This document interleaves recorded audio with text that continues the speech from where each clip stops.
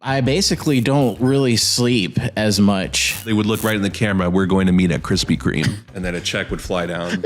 Yeah. Females, video games. What is going on? What is going on? When we were working together, would always steal company time talking about video games. You would have combos with that game that would go up into like the hundreds. The guy would be dead for 5 minutes, and you're still pop, pop, pop, pop, pop, pop, pop, pop, pop, pop, pop, pop. The Gamers Enquirer podcast. You know, I'm a full-time worker for the military, and I'm a father, I'm a husband, all that good stuff. How do I juggle playing games, having a YouTube channel, you know, doing this podcast thing, also do, you know, other businesses and investments? I basically don't really sleep as much. Those of you that are out there trying to make life happen, you're just like me in that you find that there's not a lot of time in the day. There's only 24 hours in a day. How can you chop that up responsibly, spending time with family, working if you do have a job, and then all the other stuff that you need in order to be successful? My answer is just not sleeping as much. I'm young enough that depriving myself of sleep is attainable while I have that energy before I get too old and I decide to spend a lot of my energy years, if you will, by creating content on social media and by, you know, investing. Once they go to sleep, though, is when I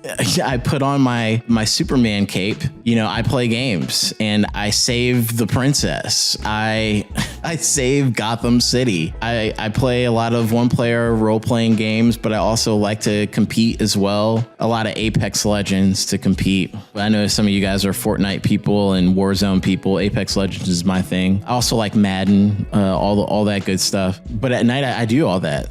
Is my opportunity to play games, record games, exercise, and do all that. Between 10 and 11 p.m. is when I shut it down. You know, I go to bed and I do it all over again. So on average, I'm about 5 or 6 hours of sleep a night, 6 hours on a good night, 4 or 5 hours on a bad night. And I do that. I keep that tempo basically throughout the course of the week. Saturdays and Sundays, I kind of re-energize as best I can.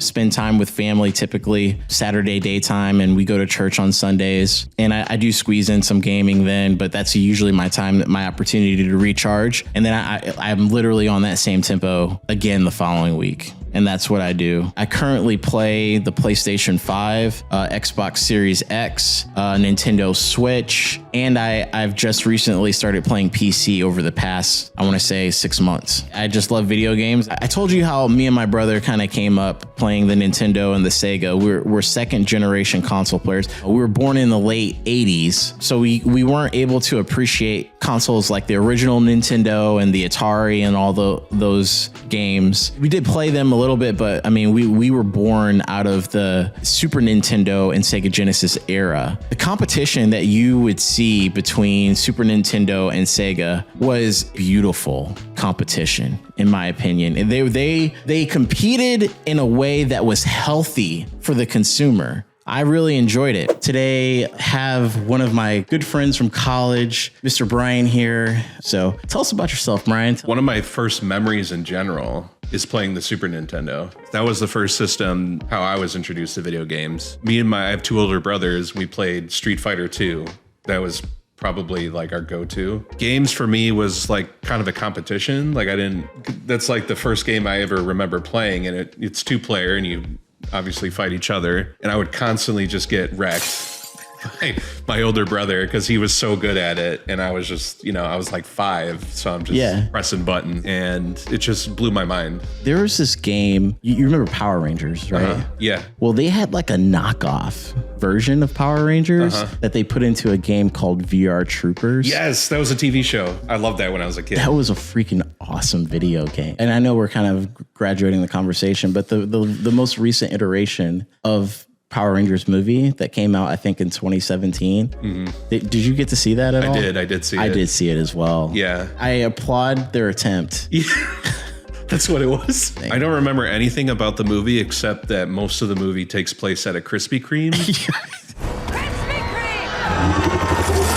And I just remember thinking like, I'm hungry.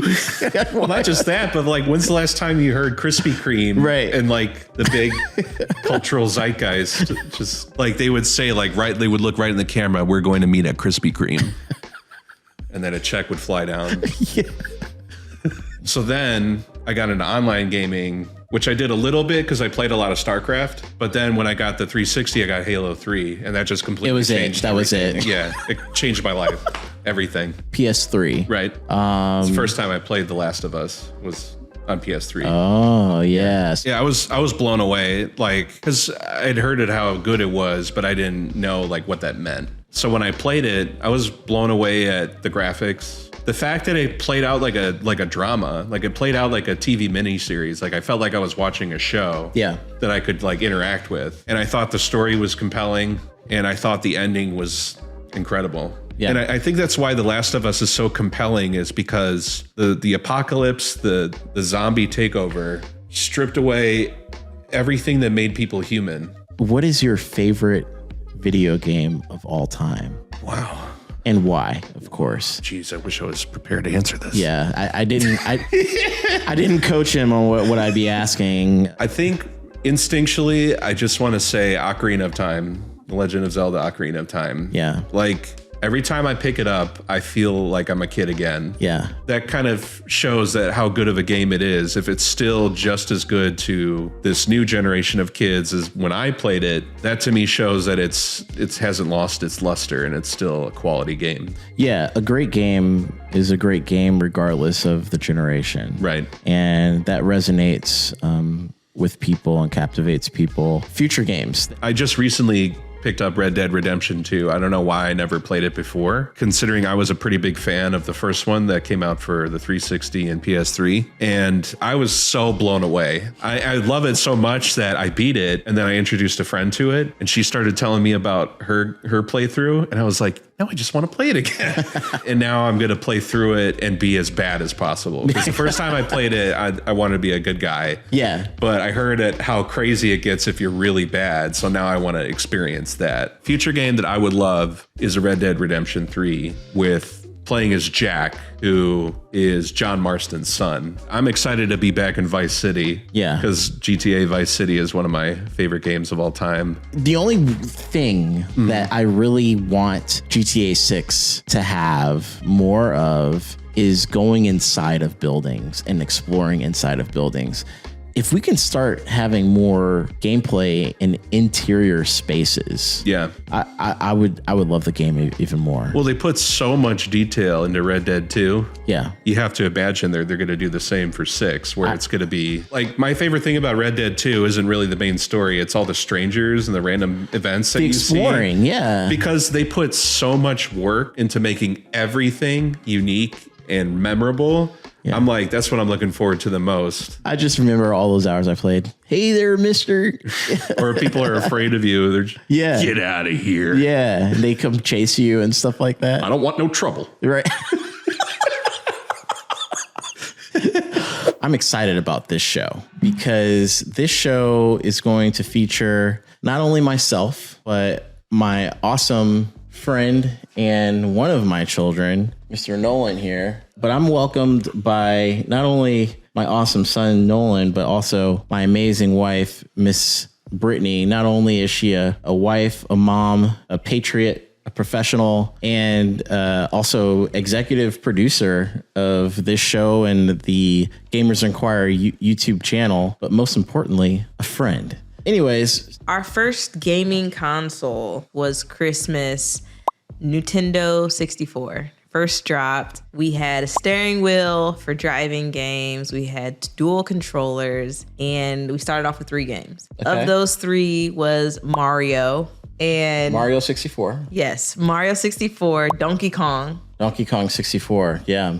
And Cruising USA. Oh, of course. Cruising USA, one of the iconic arcade games back when arcades was a thing. That was a great game. Favorite video game?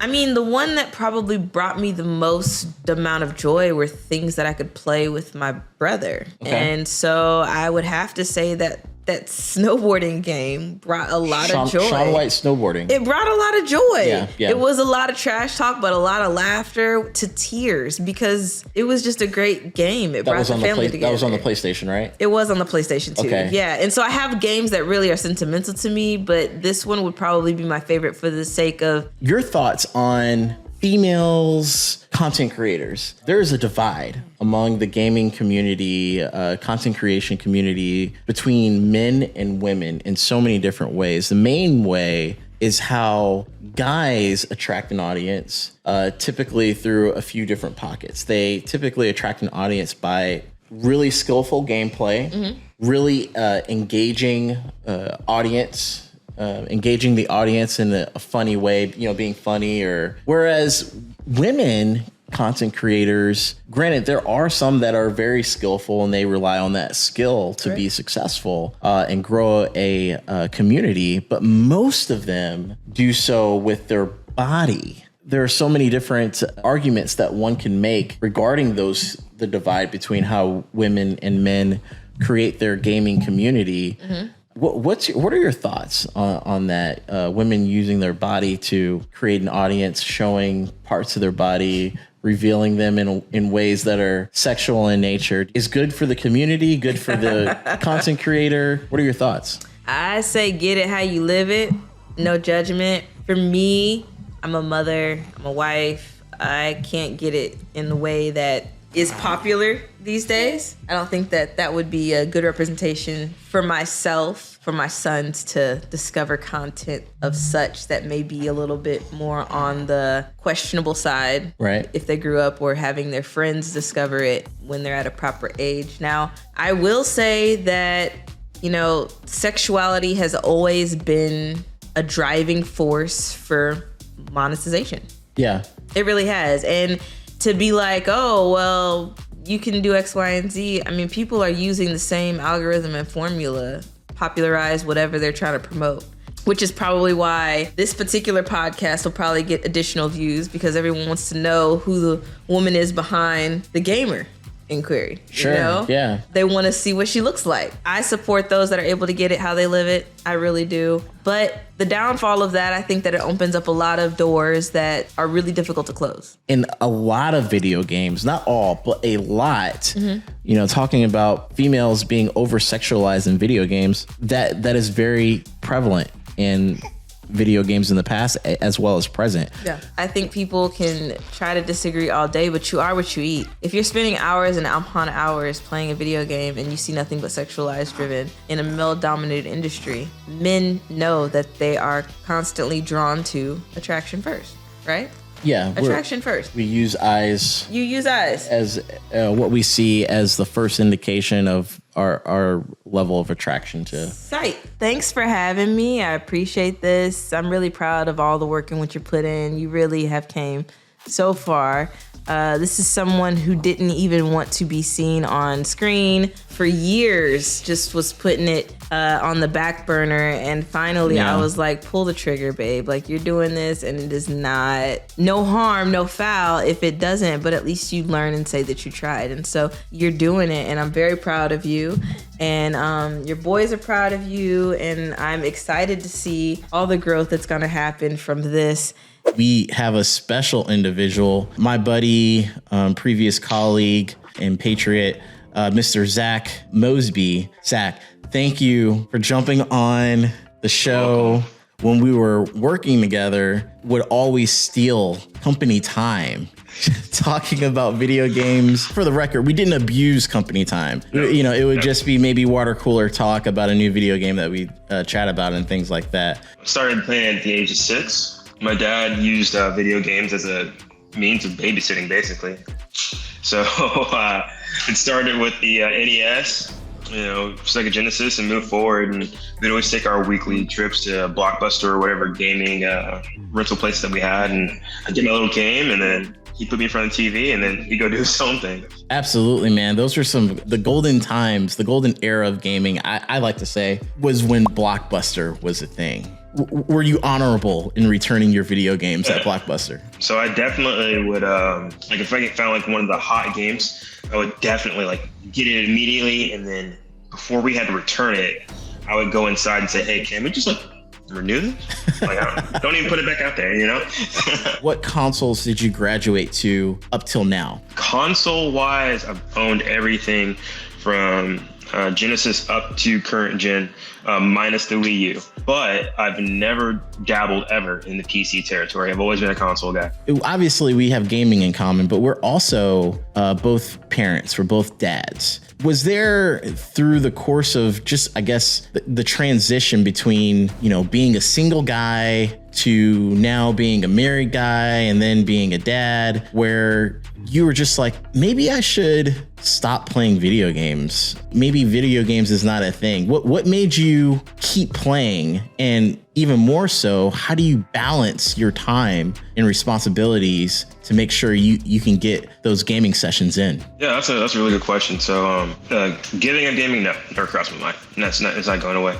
But definitely I had to revisit my time allocation. And as you're aware, that first kid is like punch in the face, like everything that you thought, how it would go, everything that you thought, you planned out, it all changes. All that goes out the window. There's sacrifices that needed to be made, like those 4-hour, 5-hour raids in Destiny 2 had to go.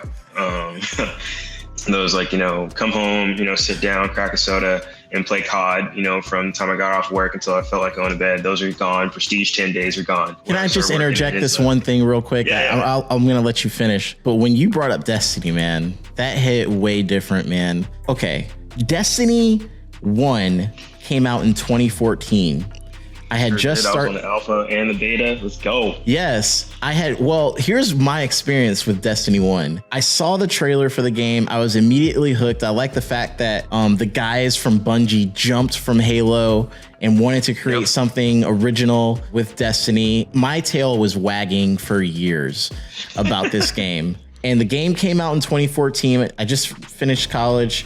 And I was like within my first year of starting my own career, I came home from work, I fired the game up and immediately was smacked in the face by the toxic Destiny gaming community. Like, listen, I've never done hard drugs, but I think that's the closest thing to a hard drug is Destiny. Yeah, absolutely. I was turned away though. Like I wanted to do a raid and the raid just came out, Zach. It had just came out like 6 hours earlier that day. And I fired it up and I joined one of those looking for groups to play with, a few other people and get a raid done. And as soon as I jumped in there, they were like, hey, have you done this raid before?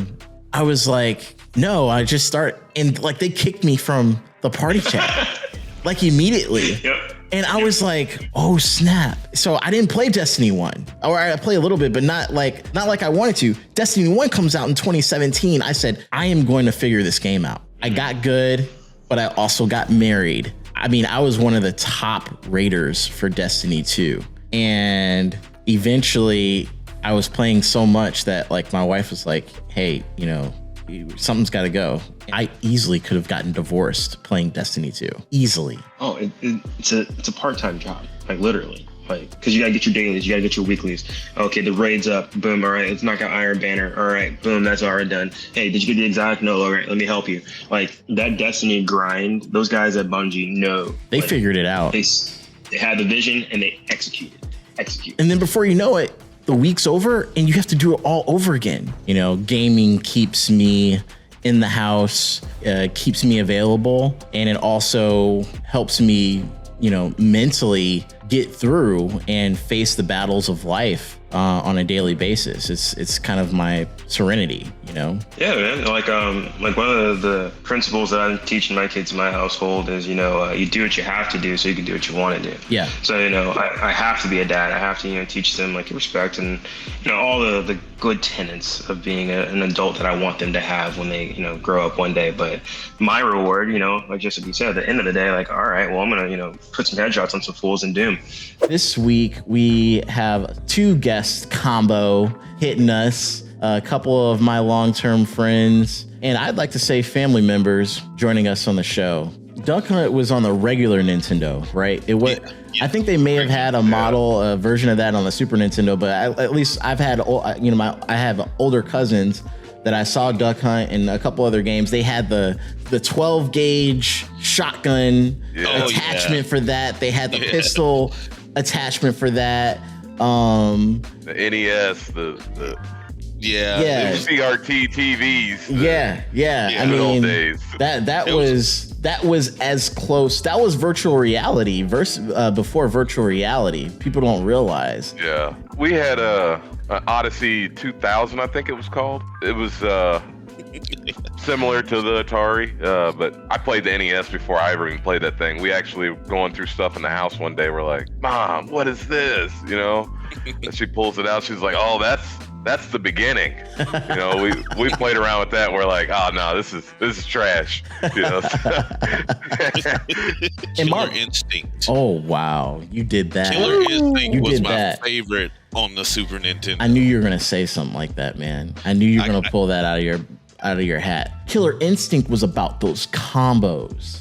Yes. I mean, you would have combos with that game that would go up into like the hundreds. The guy would be dead for 5 minutes, and you're still pop, pop, pop, pop, pop, pop, pop, pop, pop, pop, pop, pop, and to hear the commentator, fantastic, super combo. It would be so satisfying. We're still in there. We're still out there playing, but now we've got even more responsibilities. Not only are we taking care of ourselves, but we're taking care of our families as well. How do you juggle your time so that you can still be the best dad, best significant other as possible, best professional as possible, but also get it in for gaming? How do you juggle your time, sir? So it's a little bit of a chess match trying to figure out when the game. You know, it used to be so easy. You get off work and that's all there is. So now, you got to kind of balance it out with, the activities, the dance, tumbling, whatever, what have you, cook dinner, watch some TV with the girlfriend. And then, once everybody's to bed, that's pretty much, that's where I go down to the basement and get the work done. You know what I'm saying? So I just choose the game, once everybody else is out, and, that's my quiet time, my time to myself. And for me, it's more or less I have to fill out the permission slip and slip it over to the wife. As far as work, I would be one of those guys that would prefer to do it when everybody's asleep or whatnot, but the only thing holding me back from that is basically my work schedule. I start at 2:30 in the morning. It's just more or less I try to keep my gaming towards the end of the week. When things start to slow down at work, I can start a little bit later. Yeah. Still got to have that permission slip. I got to let the wife know in advance. I do have a 1-year-old son. I try to make as much time for him as possible. He's finally starting to walk and everything. My daughter's 10. She has her basketball schedules that she has to keep and cheer and stuff. More or less just balancing, make that time for family, but when everything's all calmed down, you have a little free time, you just kind of look at the wife, hey babe, fellas are on, and then she'll roll her eyes at me and tell them she'll give me that thing, tell your friends I don't like them. I know, but I'm going. We all need someone in our life to kind of help us, have that perspective too, because we could easily get into it and abuse, that time. We need someone to kind of reel us back in. All right, guys, thank you for joining me in this podcast. If you want to come on board with me in this podcast, join our Discord community where we talk about everything gaming. I hope you all enjoyed this episode. If you did, please don't forget to hit that like and subscribe and follow my socials in the links below to be notified when the next episode uploads. We'll catch you in the next one.